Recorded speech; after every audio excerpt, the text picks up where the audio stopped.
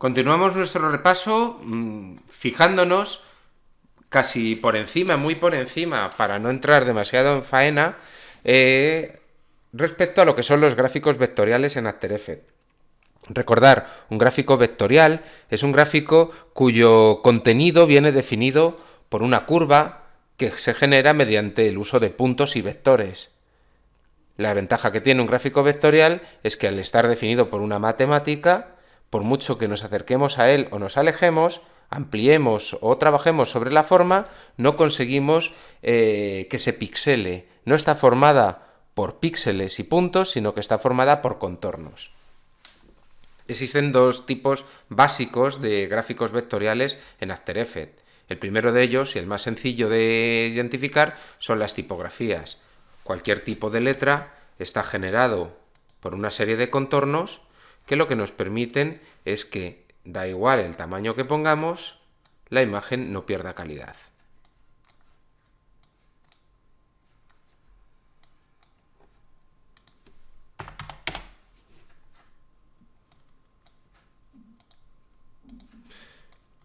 Cualquier gráfico vectorial va definido por dos funciones, su relleno y su contorno. En las tipografías por defecto el contorno no existe, pero si nosotros seleccionamos cualquier capa de texto y si os fijáis en esta barrita que tenemos aquí inclinada, lo que nos está indicando es que podemos hacer un pequeño outline a nuestra letra para definirla un contorno.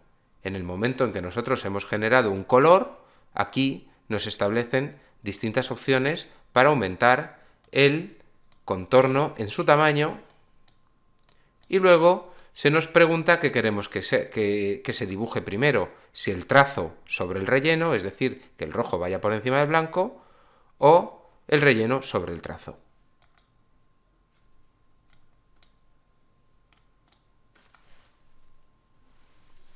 Los textos se pueden animar con las funciones que hemos visto de siempre, P de posición, R de rotación, S de escala, A de punto de anclaje y T de opacidad, o mediante cambios en su forma de espaciarse,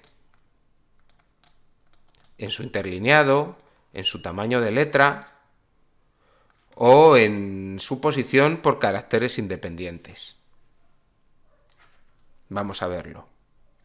Si nosotros ampliamos una capa de texto, aparte de sus opciones básicas de transformar, que son las que hemos revisado anteriormente, tenemos las intrínsecas a la propia capa de texto. La primera de ellas es el texto de origen. Si nosotros colocamos un keyframe en el texto de origen, podemos cambiar el contenido de la palabra. Voy a venirme aquí para que se vea un poquito más claro. Y si avanzo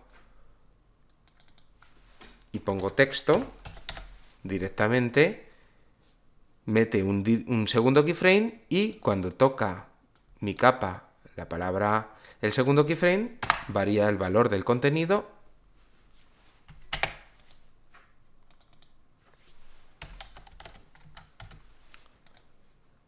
estableciendo un cambio, un salto del contenido de los valores de mi capa de palabras, de texto. También podemos hacer otra serie de animaciones. Unas animaciones que nos permiten pues cambiar o generar animación en los atributos intrínsecos a las herramientas de texto como son el interlineado, el kerning o espaciado entre caracteres o el tamaño entre las letras.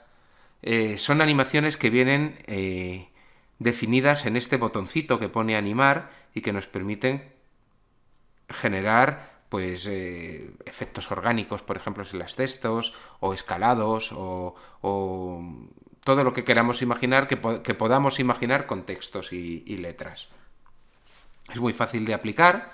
Nos venimos al punto donde nosotros queramos y, por ejemplo, al pulsar sobre el botón de animar nos pregunta qué características queremos animar de nuestro texto. En este caso, por ejemplo, voy a animar el espaciado entre caracteres, que es a lo mejor lo más básico. Metemos keyframes y cuando nos venimos al final definimos cómo queremos que se espacien las letras.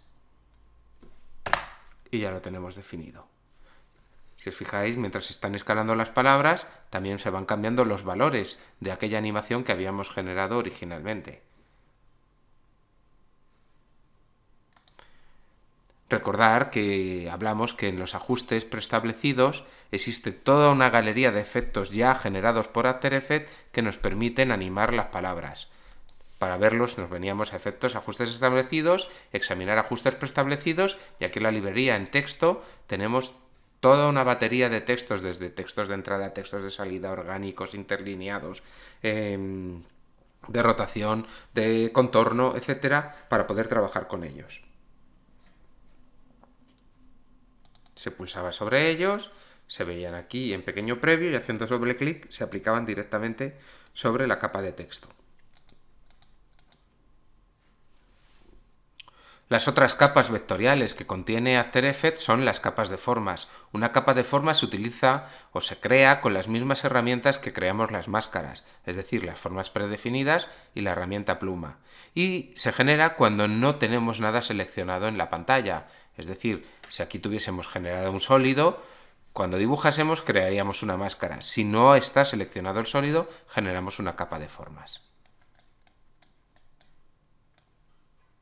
Cuando generamos una forma, queda contenida dentro de una capa de formas. ¿Por qué digo que queda contenida? Porque una capa de formas puede contener distintos trazados diferentes con distintos atributos. Cuando generamos una capa de formas, aquí arriba vemos que nos sale información respecto a nuestra forma. Tiene un relleno con un color y un trazo. El trazo puede tener mayor o menor grosor. Y luego ambas pueden tener distintos atributos. Son iguales, así que vamos a revisarlo directamente en la herramienta de relleno. Pulsando la palabra relleno nos dice, podemos seleccionar que el relleno sea transparente, que esté definido por una tinta plana, por un degradado o por un degradado circular. Y también puede tener distintos modos de fusión, como los que tienen definidas cualquier capa de Photoshop. Si nosotros venimos ahora a nuestra herramienta de formas, si expandimos, nos dice que el contenido de esta capa de formas es la forma número 1, la primera que hemos generado, y que está definida por un trazado, que son este vector de puntos, y que este trazado además tiene un trazo, que es rojo de 12 puntos, y un relleno, que es verde. Fijaros, aquí en agregar, podría agregar nuevos rellenos sobre los que poder montar, por ejemplo, a lo mejor un degradado con un modo de fusión por multiplicar para que este sólido no sea verde, pero al mismo tiempo tenga matices, o distintos contornos con distintos grosores de trazo. Una capa de formas puede contener distintas formas a la vez, y cada una de ellas con distintos atributos. Es decir, ahora tengo la forma 1 y la forma 2. Si yo selecciono mi forma 2, puedo decirle que el relleno de la forma 2, o sea, que la línea de la forma 2 sea azul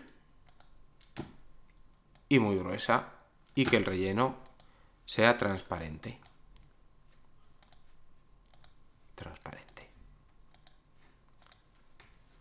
Tengo las opciones de transformar, que me permiten mover la posición, rotación, escala, punto de anclaje y transparencia de toda la capa de formas, o puedo manejar las opciones de transformar de cada una de las formas de manera independiente. Es decir, aquí movería, escalaría, rotaría y cambiaría la opacidad y el punto de anclaje de simplemente esta forma o de simplemente esta otra, que están en un mismo contenedor.